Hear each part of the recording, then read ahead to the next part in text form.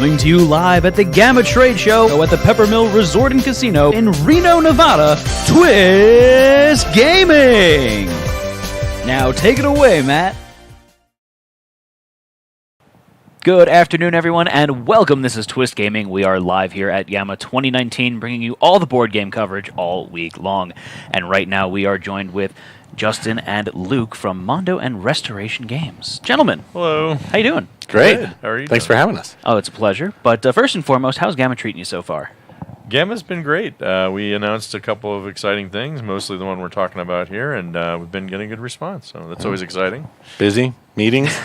All the meetings, right? All the meetings. Yeah. And I know our viewers are very much looking forward to this. They've been pestering us on when we're going to get them more information. I told them to just wait patiently.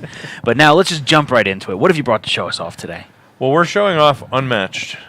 This is, so people who don't know Restoration Games, what we do is we take older, out-of-print games and then modernize them and bring them back. So Fireball Island, Stop Thief, some of those titles you might be familiar with. This one's it's our biggest, most ambitious restoration to date, and it's based off of Star Wars Epic Duels from 2002, which was itself a precursor to Hero Escape. But what we really liked about it is that it's an accessible, entry-level sort of miniature skirmish game. And so we're excited about bringing it back. We didn't have the Star Wars license because we're not Fantasy Flight. And we decided, let's use that as an advantage. Like, we can use anything we want. We can use all these different characters and mix and match and do all that. And we said to ourselves, well, we'd like to have some licensed characters to use, and people will get excited about that. And what we wanted to do, though, was to be able to... We started looking at the license, like, it's really not in our wheelhouse. So we wanted to find a partner. And, you know, we know Mondo does great work, fantastic art, their stuff looks great, they do all this licensed stuff. Rob and Luke have known each other for quite some time. And last year after Gen Con, we had a nice dinner, and the rest is history. We just Wonder Twin this thing. And it's been an absolute amazing match. And so, Yeah. ironically... Yeah, it's one of those kind of scenarios where two like-minded, game companies, art houses, kind of came together to create a product that, one, spoke to a nostalgia to a whole group of people, but then also we could kind of bring the art that Mondo is so known for to the table to really help elevate that a little bit more. So even though it's a nostalgic game, it has a fresh, new, unique look to it that Mondo's responsible. Very cool, and it's awesome when the two companies can really synergize like that and help work together to bring a fresh, creative vision into something like this and give it a... I don't want to say facelift, but give it that fresh new look, as you were saying. Yeah. Yeah, it's more like an overhaul. Yeah, I would say. For right? sure. All right. So, well, I know you mentioned some licenses here. So what licenses are we looking at as part of this game? Sure. So the first, each set is its own standalone thing. You can play completely on its own. But then the way the line works is you can take any two heroes from any set, any board, and play and mash them up. So our first two sets are public domain characters. We have our 4-pack, Battle of Legends Volume 1, is Medusa, Sinbad, Alice, and King Arthur. Okay. And then we also have a 2-pack coming with Robin Hood and Bigfoot that we're launching at the same time. That's an interesting pair right there, Robin Hood it's and our Bigfoot. forest fight. There you go. And then really excited. So the first license thing we're doing is a promotional a lone wolf pack. And I'm super excited. Bruce Lee. Nice. And he, of course, has no sidekick. A lot of the heroes come with sidekicks. Like King Arthur's got his Merlin and whatnot, but Bruce Lee doesn't need a sidekick. He does and not. So that's our first licensed one. It's a promotional thing that we're going to be doing at Gen Con with the first two sets. And then the first full set we're doing is... Buffy the Vampire Slayer. Oh, nice. Yeah, so it'll also be a 4-pack. So you'll get 4 amazing characters to kind of choose from and pick that fits within the system. So you can play it as a standalone, or wink, wink, you can maybe associate it with a few other of the characters that you've already purchased that are in the public domain space. So, yeah. Very cool. Yeah. So take me through a little bit of the gameplay here. Sure, well, let's get those boxes out of the way. And basically what it is a 2 to 4 player miniatures skirmish game that's driven, each hero has its own deck. So each player takes the role of a hero, And then a lot of the heroes have sidekicks. Those come on silkscreen plastic discs that we don't have right now. Each hero has their own life total, which comes on. It's got their custom health dial, also, which we don't have. But everything else is final art. The miniatures are these really cool sculpts of the heroes. Every hero gets their own miniature. And the way it works is you're going to be... So we have our Robin Hood and our Bigfoot guys here. You can... I don't know, maybe show I can show those up close. See some of the sculpts. So Robin Hood here.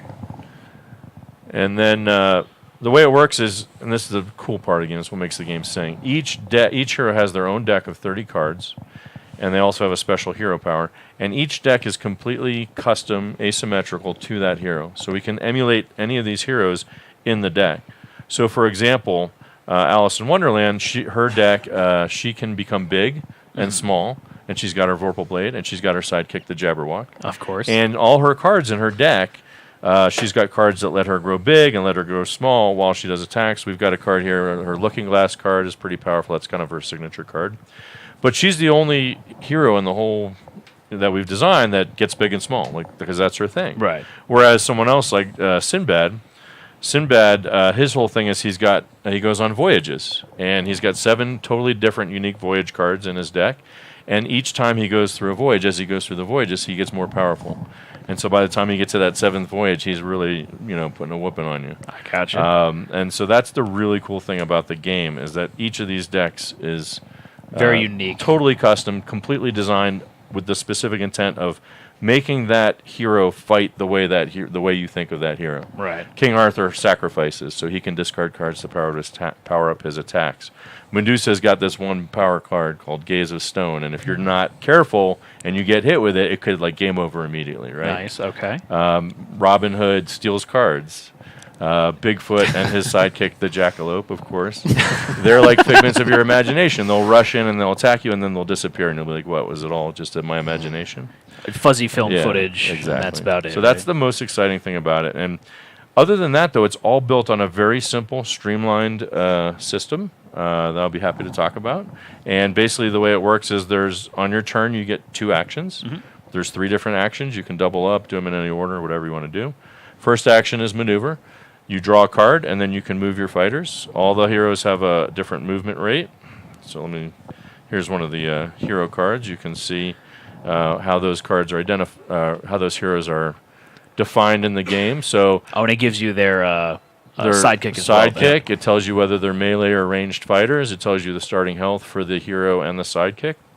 And then you can move around. And the boards you can see are these sort of point-to-point movement. It's all very simple. Each circle is a space. Each space is connected. But then the other cool thing about this was inspired by the Tannhauser line of sight rules, if you're familiar with that. We wanted a simple way to emulate ranged combat without having to worry about complex line of sight rules. And so the way that system works is if the 2 fighters share a color on their space, they're in the same zone, they can attack each other as ranged. Okay. So in the opening set, Merlin, who's King Arthur's sidekick, he casts spells, he's ranged. Right. Medusa's got her bow, she's ranged. And so they can attack heroes that are not adjacent to them as long as they're in the same zone. Okay. And so the way it works is each hero has these different cards. There's scheme cards, which are sort of like fire and forget. In the case of Merlin, they're actually, maybe the yellow's not going to show up there. Oh, that's pretty good. So those are just like spells, basically, and in the case of Merlin, actual spells. Okay. You fire them, you do the effect, and then they go away. And then the rest of the game is centered around combat, obviously, and we've got cards, attack cards, and defense cards, and versatile cards. We've already seen Alice's defense card. And so when you attack someone, you play an attack card. And then the defender can play a defense card, and then they also have effects that trigger off of that. And so again, it's a very simple, streamlined system, but because the decks are asymmetrical, there's different combos with different decks, there's different interactions between the different fighters, it adds a real chunky level of strategy and tactics to the game that I think makes it really exciting. And that asymmetry is going to give you a nice amount of replayability too there. Absolutely, right? yeah. And expandability too, so we can continue to build upon each and every set that we put out in the past. Absolutely. Yeah. I'm a big fan of individual player powers like that, so I definitely dig it. That's pretty awesome. Yeah. So I know you were saying that it's a very streamlined gameplay style. So what are we talking about in terms of game time? So 2-player game, you can play in 20 minutes. Oh, wow. Yeah. And so one of the things you can do also is, especially if you were to get the 4-pack and the 2-pack, now you've got 6 heroes, right? Right.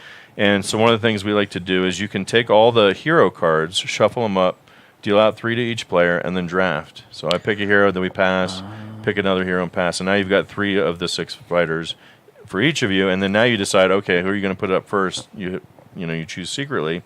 And let's say I pick Alice and he picks Medusa. I'm like, oh, that's a bad matchup for me.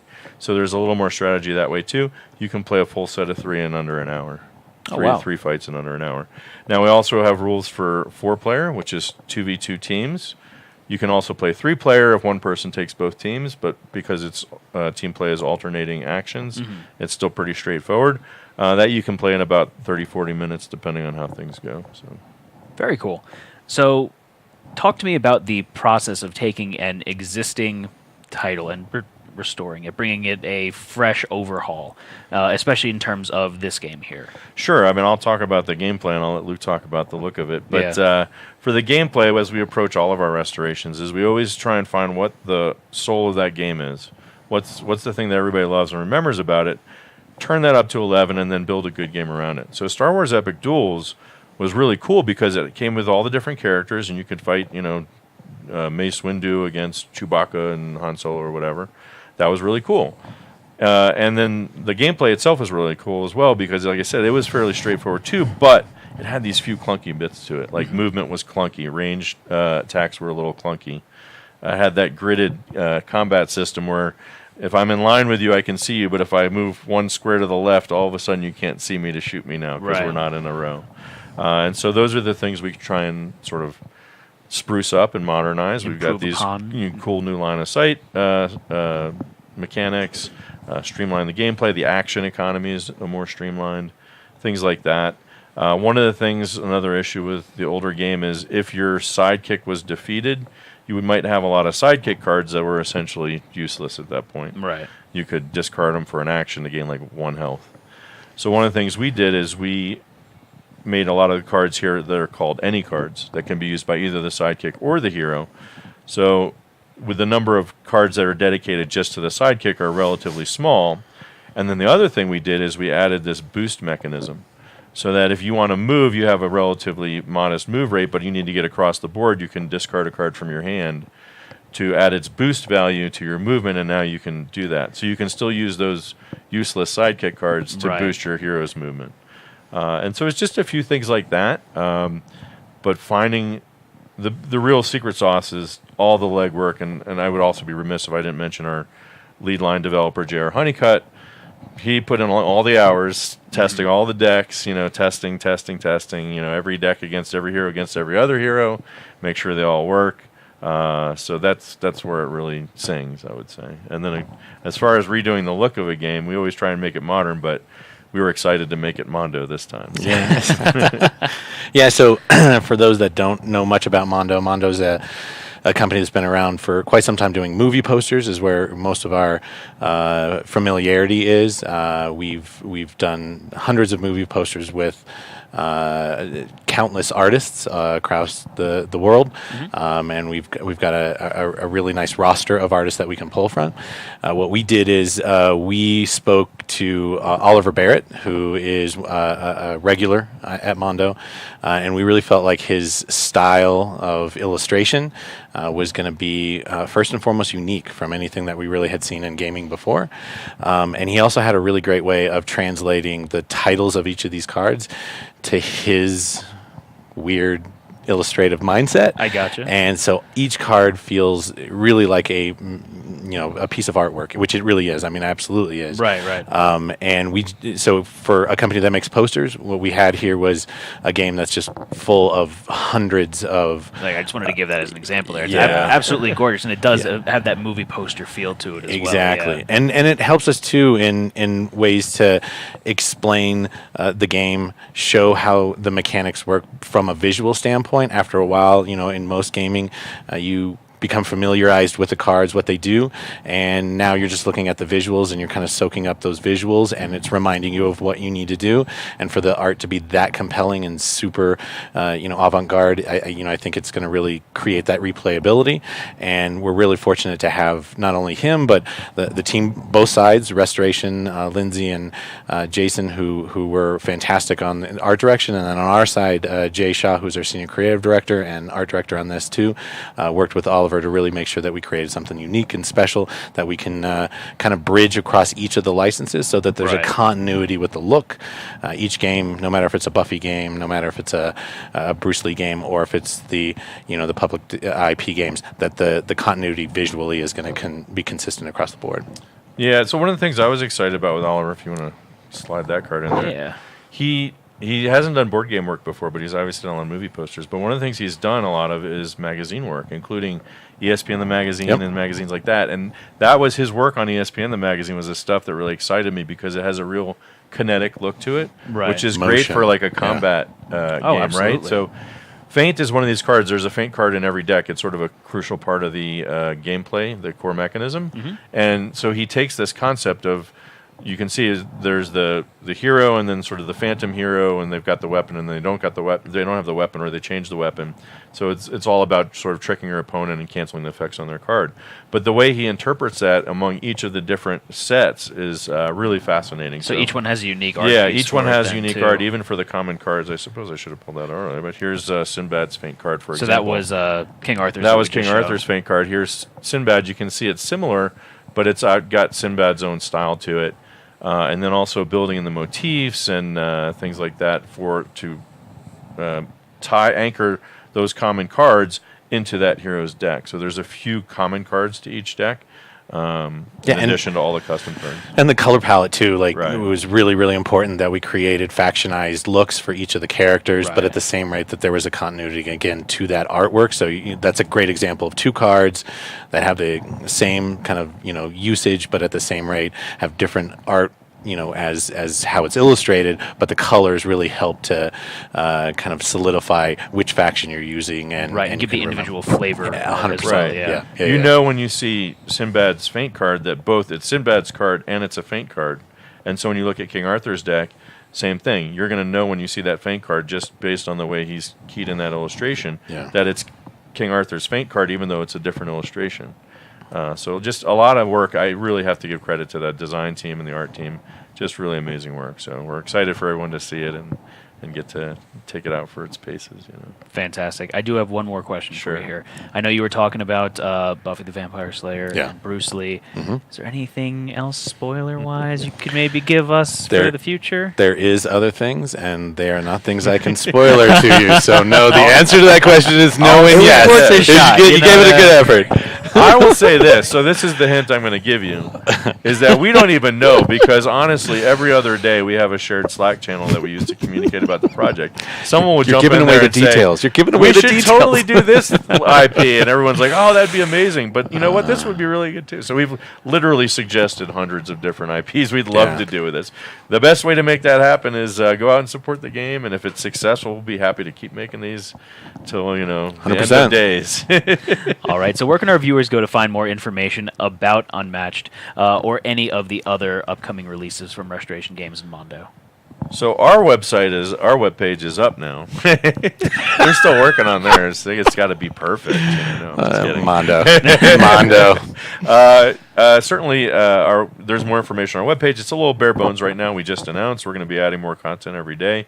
I know there's a couple active threads already over on Board Game Geek, so feel free to hop over there and chime in on the conversation. People talking about characters they'd like to see and things like that, so feel free to chime in. Yeah, and within the week, we're getting there. Yeah. We'll have it up as well at mondotees.com. You can go to mondotees.com and to the games section, and the Unmatched landing page will be there, and then where to buy. You'll be able to buy from both of our sites, but then traditional retail will be very, very well stocked for everybody to be able to get it. Very cool. I think we're also looking to get, we sponsor the Brothers Murph. They do some live play stuff, and we'll be looking to get them a set. So there'll probably be some actual play happening pretty much, next week or two, starting up, so people can see how it plays. Yeah. Very cool. Gentlemen, thank you so much for joining me here Thanks for today. having us. Thank you. And thank all of Thank you you. for watching at home. And make sure you stay tuned for all the coverage here from GAMA 2019. But signing off for now, I'm Matt.